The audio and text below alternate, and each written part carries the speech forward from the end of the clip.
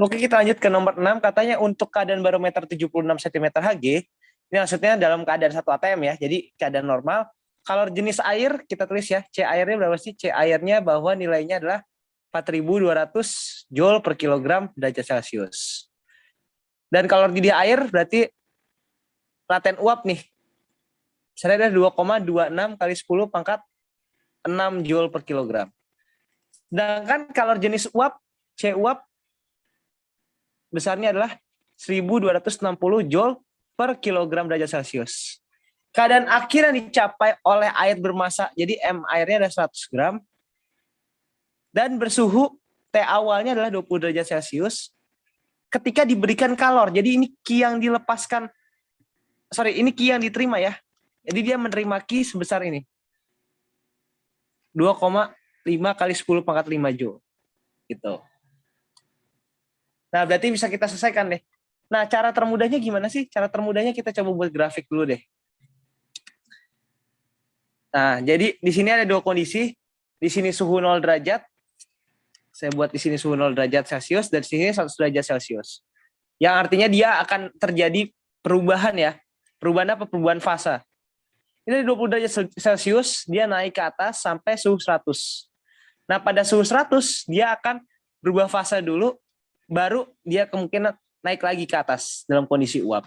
Ini dalam kondisi padatan, dalam kondisi cair, dan ini dalam kondisi gas atau uap.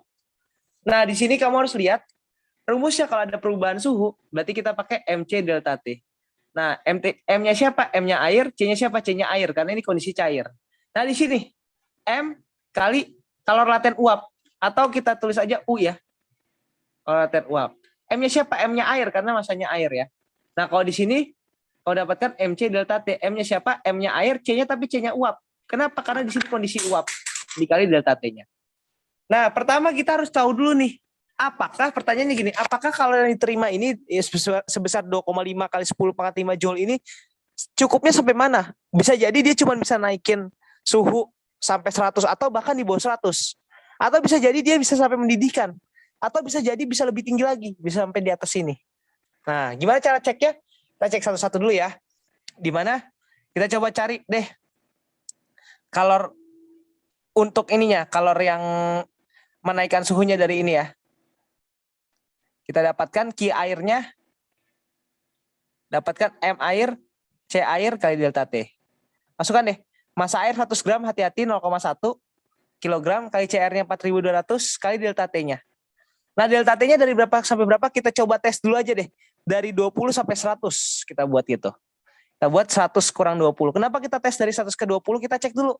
Apakah dari 100 ke 20 ini kalornya ini lebih tinggi atau lebih rendah daripada kalor terimanya gitu. Jadi kita cek dulu ya.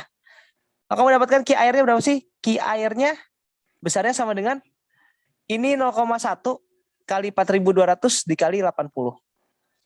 Atau kamu dapatkan hasilnya adalah 42 dikali 8. 4.200 dikali 8 maksud saya. Atau kamu dapatkan Q airnya berapa sih? Q airnya sama dengan 33.600. Nah, sedangkan kalau Q terimanya ini berapa sih? 2,5 kali 10 pangkat 5. Berarti kali 10.000. Berarti berapa? Berarti kamu dapatkan Q airnya ini adalah, maksud saya 10 pangkat 5 dikali 100.000. Berarti adalah 250.000. Tuh. Berarti Q terimanya 250.000. Nah, kalau kamu bandingkan, ini baru dipakai 33.600 Joule. Oh, berarti masih sisa dong, Kak. Iya. Sisanya digunakan apa? Kita cek deh. Untuk menaikkan uapnya berapa nih di sini? Kita cek yang buat Q uapnya ya. Kalor didihnya. Kita cek. Kalor didih rumusnya karena nggak ada perubahan suhu berarti kita kali ml aja. Uap. Tapi masanya air ya. Kita coba masukkan. 0,1 dikali L uapnya adalah 2,26 kali 10 pangkat 6. Itu ya.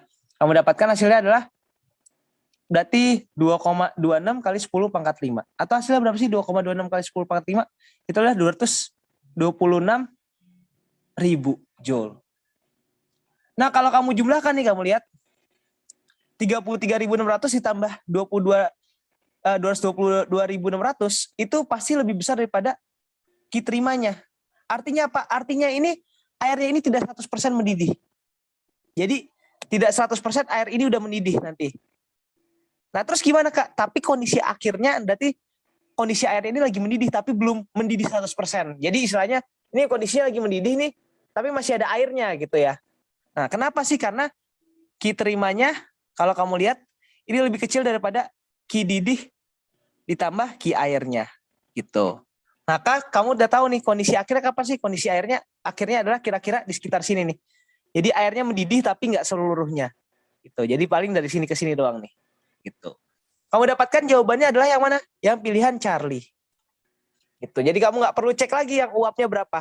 Karena nggak perlu. Kenapa nggak perlu? Karena kita udah lihat nih bahwa totalnya ini sudah melebihi gitu ya. Melebihi dari kalor yang diterima oleh lingkungan ke sistem gitu.